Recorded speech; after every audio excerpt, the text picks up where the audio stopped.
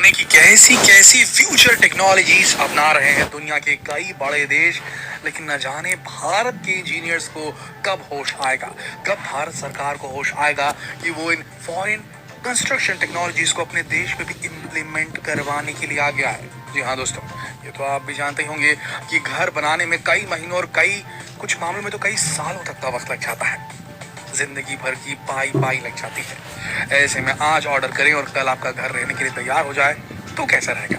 जी हाँ, ऐसा पॉसिबल है।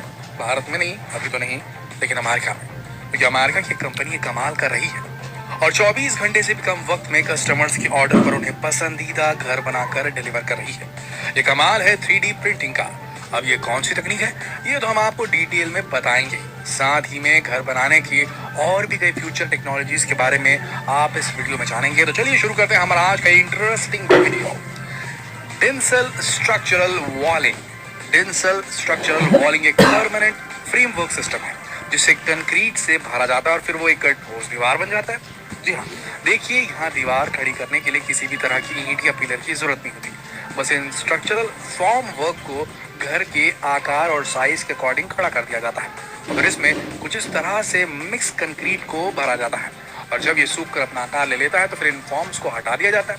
इसकी खासियत यह है कि जहां इस टेक्नोलॉजी के इस्तेमाल से इमारत को बनाने में समय कम लगता है तो वहीं खर्च भी कम आता है, क्योंकि इन फॉर्म वर्क को एक जगह से दूसरी जगह तक लाने में भी किसी क्रेन या बड़ी गाड़ी की जरूरत नहीं पड़ती।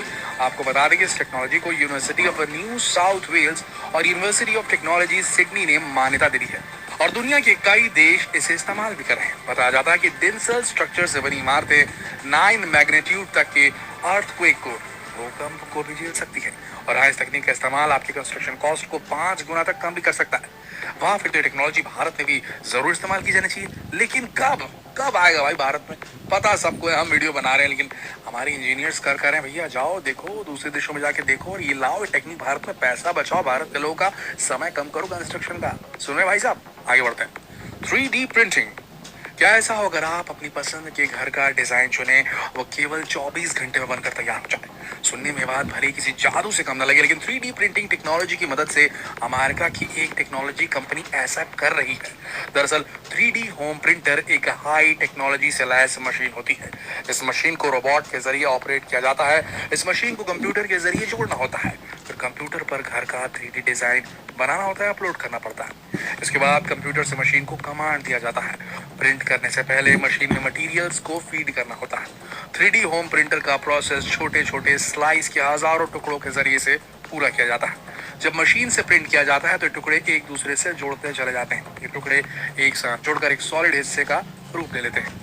इस तकनीक का इस्तेमाल कर बड़े से बड़े कंस्ट्रक्शन के काम को बहुत कम समय में पूरा किया जा सकता है। प्रिंट के समय ही दीवार में पानी की पाइपलाइन और इलेक्ट्रिक वायरिंग का काम पूरा हो जाता है। घर में इस्तेमाल होने वाली अलग अलग दीवारों, छत, विंडोज को बनाने का काम इस मशीन से बारी बारी से किया जाता है। इस मशीन की सबसे बड़ी खासियत यह है कि घर की कंस्ट्रक्शन कॉस्ट को कम कर देती है। जी हाँ, 3D प्रिंटर से घर बनाने में बिल्डिंग मटेरियल की कॉस्ट में 30 से 50% की बचत होती है।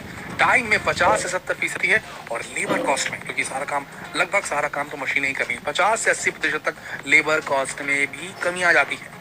जहां तक सेफ्टी की बात है तो 3D होम प्रिंटर से बने घर पूरी तरह से सेफ माने गए हैं।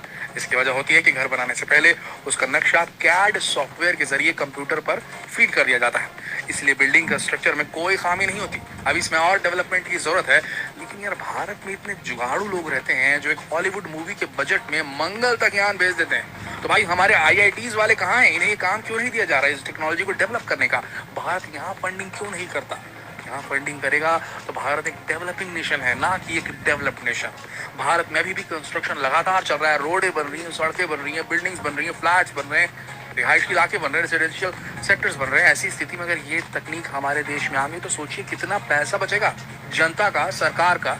वो पैसा सही जगह इस्तेमाल हो सकता है, बिजनेसेस में इस्तेमाल हो सकता है, बच्चों की पढ़ाई में इस्तेमाल हो सकता है, शादी ब्याह में परिवार के इस्तेमाल हो सकता है। तो भैया ये टेक्नोलॉजी भारत में हमारे जुगाड़ू दिमाग वाले वैज्ञानिक जो है, IITian जो लड़के लड़कियां हैं, भैया करो ना इसको डेवलप। क्या कर रहे हो आप लोग यार? करो ना यार, बचाओ ना पैसा देश का। ऐसे भी मंदी आ रही है, सुनाई ना आ रहा है। आगे बढ़ते हैं। Future smart homes. आपने तो सुना ही होगा कि दीवारों के भी कान होते हैं। अब ये बात भले ही मुहावरे के रूप में कही जाती है, लेकिन भविष्य में ये मुमकिन हो जाएगा। अमेरिका में वैज्ञानिक ऐसे सिस्टम्स को बनाने पर काम कर रहे हैं जो घर को स्मार्ट होम में तब्दील कर सके। अभी भी कुछ गैजेट्स हैं जो लगभग स्मार्ट होम में तब्दील कर देते हैं, एलेक्सा और ये सब जो स्मार्ट स्विचेस वगैरह ऑटोमेटिक ऑन होना ऑफ होना, मुंह से बोलने से मतलब आवाज़ से वॉइस मॉड्यूलेटेड जो हो रहा है वो होता है। लेकिन आने वाले टाइम में कंप्लीट स्मार्ट होम बनेंगे। ये स्मार्ट होम आपकी एक्टिविटी के हिसाब से एडजस्ट हो जाएंगे। ये घरों की दीवारों और फ्लोर में लगे हिडन सेंसर से पॉसिबल होगा। मतलब कि इस बार सेंसर्स पूरे दीवारों में लगाए जाएंगे, फ्लोर में लगाए जाएंगे ड्यूरिंग कंस्ट्रक्शन। तो ये ओरिजिनल स्मार्ट होम बन जाएंगे। फ्यूचर स्मार्ट होम्स के लिए सिस्टम विकसित करने वाली team case western reserve university के रिसर्चर हैं। ये लोग ऐसे सिस्टम पर काम करें जो किसी बिल्डिंग में रहने वाले लोगों और जानवरों के वाइब्रेशन, साउंड से लेकर स्पेशल एक्टिविटीज या मूवमेंट्स को रीड कर सके। रिसर्च के मुताबिक ये भी प्लानिंग है कि सिस्टम मौजूदा इलेक्ट्रिकल फील्ड में होने वाले किसी भी बदलाव को डिटेक्ट कर सके। हालांकि अभी स्मार्ट होम्स की टेक्नोलॉजी को पूरी तरीके से डेवलप और अफोर्डेबल होने में वक्त लगेगा। रिसर्चर्स का कहना है कि फ्यूचर स्मार्ट होम्स में कैमरों की जरूरत नहीं होगी। इनकी दीवारों और फ्लोर्स में कुछ छोटे हिडन सेंसर्स होंगे जिनसे घर आपकी एक्टिविटी के हिसाब से अपने आप को एडजस्ट कर लेगा, जो उनके बिना कहे उन्हें सुन सके। रिसर्चर्स का मानना है कि एक नया सिस्टम काफी मायनों में प्रॉफिटेबल होगा। इसका पहला फायदा बिल्डिंग के लिए एनर्जी एफिशिएंसी का होगा। मतलब आप रूम में हो तो अपने आप लाइट जल रही, रूम से बाहर निकले आप ऑटोमेटिकली रूम को पता चल गया, रूम के सेंट्रल नर्वस सिस्टम को पता चल गया, सेंट्रल सिस्टम को पता चल गया कि भैया बंदा रूम में नहीं है, कोई भी रूम में नहीं, लाइट वाइट टीवी पंखा सब बंद कर डालो। तो यहाँ पर एनर्जी एफिशिएंसी तो आई है, खासकर लाइटिंग और हीटिंग में। इसकी वजह से सिस्टम इंसानों के एक कमरे से दूसरे कमरे में जाने के हिसाब से एडजस्ट होगा।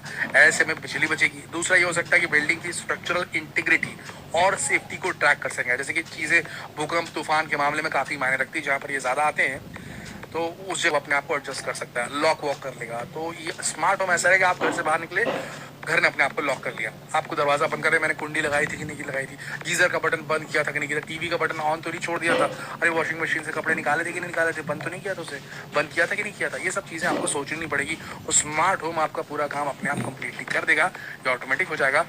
अभी ये टेक्नोलॉजी अभी थोड़ी डेवलप हो रही है। एक तो इसे डेवलप होने में थोड़ा वक्त लगेगा, ज़्यादा वक्त नहीं लगेगा, थोड़ा वक्त लगेगा। दूसरी चीज़ इसको अफोर्डेबल बनाने में, यानी कंस्ट्रक्शन के दौरान सेंसर्स वगैरह लगाना, इसको अफोर्डेबल मतलब किफ़ायती बनाना पड़ेगा ताकि सभी लोग इसे, डेवलपिंग कंट्रीज वाले भी टेक्नोलॉजी खरीद सके, अपने घरों को वैसा बना सके। थोड़ा वक्त लगेगा। लेकिन यहाँ फिर हम बोलते हैं हमारे देश के इंजीनियर जो हर चीज़ का तोड़ निकाल लेते हैं, महंगे से सस्ते का तोड़ निकाल लेते हैं, वो कहाँ है? वो टेक्नोलॉजी अपने हाथ में लेकर के खुद क्यों नहीं अपना पेटेंट करा लेते और उसे पूरी दुनिया में क्यों नहीं एक्सपोर्ट कर लेते? हमारे देश का पोटेंशियल थोड़ा सा वेस्ट हो जा रहा है, ऐसा आपको नहीं लगता? आगे बढ़ते हैं। अब एक बड़ा ही खतरनाक इन्वेंशन है, नाम है स्पाइडर XK8। डरने की जरूरत नहीं, इसमें कोई मकड़ी वकड़ी नहीं रहती है दोस्तों। इसका इस्तेमाल घर बनाने के वक्त किया जाता है। ये एक प्रकार का थर्मोकोल होता है जिसके ऊपर स्पाइडर, मकड़ी के जाले जैसा स्ट्रक्चर बना होता है। घर बनाते वक्त इस थर्माकोल के स्ट्रक्चर को दीवारों के ऊपर लगा दिया जाता है। काम क्या करता है ये? ठंड के वक्त ठंड से और गर्मी के वक्त गर्मी से बचाता है। सबसे पहले इसे दीवारों पर रखा जाता है और फिर लोहे के जालीदार शीट्स की मदद से इसे दीवारों पर फिट किया जाता है ताकि थर्मोकोल की शीट अपनी जगह से हिले ना, और फिर इसके ऊपर सीमेंट की लेयर लगाई जा सकती है। तो स्पाइडर XK8 तो भैया हमारे देश में इस्तेमाल होना शुरू हो जाना चाहिए। तो ये हमारे यहाँ इतने सारे ACs चलते हैं, CFC रिलीज होता है, उससे क्लोरोफ्लोरोकार्बन, ओजोन लेयर को नुकसान, ऊपर से हमारे बिजली बिल जो है सीधा हमारी जेब काटता है। गर्मी के दिनों में यहाँ गर्मी बहुत पड़ती है भारत में। अगर ये स्पाइडर XK8 थर्मोकोल शीट हमारे घरों के अंदर लगा दी जाए तो भैया गर्मी के टाइम में गर्म कम होंगे कमरे। ये बिल्कुल हमारे देश में लागू करना चाहिए, जहाँ पर एनर्जी सेक्टर अभी काफी ज्यादा घाटे में जा रहा है देश का। तो यहाँ पर जरूरत है इस चीज की, इसको तो यूज करना शुरू कर देना चाहिए भारत में। आगे बढ़ते हैं। टाइबॉट। टाइबॉट एक अमेरिकी रोबोट सिस्टम है जिसे स्पेशली कंस्ट्रक्शन के काम के लिए इस्तेमाल में लाया जाता है। बता दें, इस अमेरिकी रोबोट का इस्तेमाल कंस्ट्रक्शन के लिए साल 2021 में किया गया था। फ्लोरिडा में एक ब्रिज बनाने के लिए एक दिन में 11,044 टाइल्स लगाने का काम किया जाना था, एक दिन में। और इसके लिए 1 घंटे में करीब 1100 टाइल्स लगाए जाने थे। और आपको जानकर हैरानी होगी, इस रोबोट ने इस काम को बखूबी किया। जी हाँ, आप देख सकते हैं कि इस टाइबॉट रोबोट के मैन्युफैक्चरर्स का यह दावा है कि रोबोट बहुत ही एक्यूरेसी के साथ अपने काम को पूरा करता है। बता दें कि कंपनी की ओर से इस रोबोट को खरीदने और रेंट पर देने, इन दोनों की फैसिलिटी अवेलेबल है। अब ये टाइबॉट जैसा रोबोट अगर भारत में मैन्युफैक्चर कर लिया जाए मेक इन इंडिया के तहत, तो एक बात तो आपको मालूम है ना, आजकल काम करवाने के लिए लेबर कितनी मुश्किल से मिलते हैं। सरकारी योजनाओं के लिए भी लेबर सही से नहीं मिल पाते हैं। तो ऐसी स्थिति में अगर ये टाइबॉट आ जाएगा तो वहां पर लेबर के बगैर तो लेबर की कॉस्ट कम हो जाएगी, कम टाइम पे गवर्नमेंट कंस्ट्रक्शन जो होता है कम से कम वो तो फास्ट होगा, जो सालों साल ले लेता है। बिल पास होता है, उसके बाद काम करने आ रहे हैं तो कंस्ट्रक्शन वाला काम कर रहा है, कॉन्ट्रैक्टर काम कर रहा है, यहाँ गलती वहाँ गलती, लेट। एटलीस्ट ये लेट होने वाला प्रोसीजर तो कम से कम हो जाएगा, लेबर कॉस्ट कम लगेगी, सरकार ज्यादा डेवलपमेंट कर पाएगी। ये भारत में नहीं होना चाहिए। दोस्तों, ये सारी चीजें हमने जो आपको बताई ये ऑलरेडी अवेलेबल है और हमको नहीं लगता कि ये चीजें बिल्कुल याद नहीं होगी हमारे देश के इंजीनियरिंग गुरुज को, उनको मालूम है। पर इन टेक्नोलॉजीज को भारत में इम्प्लीमेंट करने के लिए बड़े लेवल पे पुश की जरूरत है, सहायता की जरूरत है, मदद की जरूरत है। अब वो समय आ गया कि भारत को अगर सुपर पावर बनना है तो उसे हैंड पिक करके बेस्ट टेक्नोलॉजीज को दुनिया भर में जहां पर वो विकसित हो चुकी है, जहां बेहतरीन काम कर रही है, वहां से उठा करके भारत में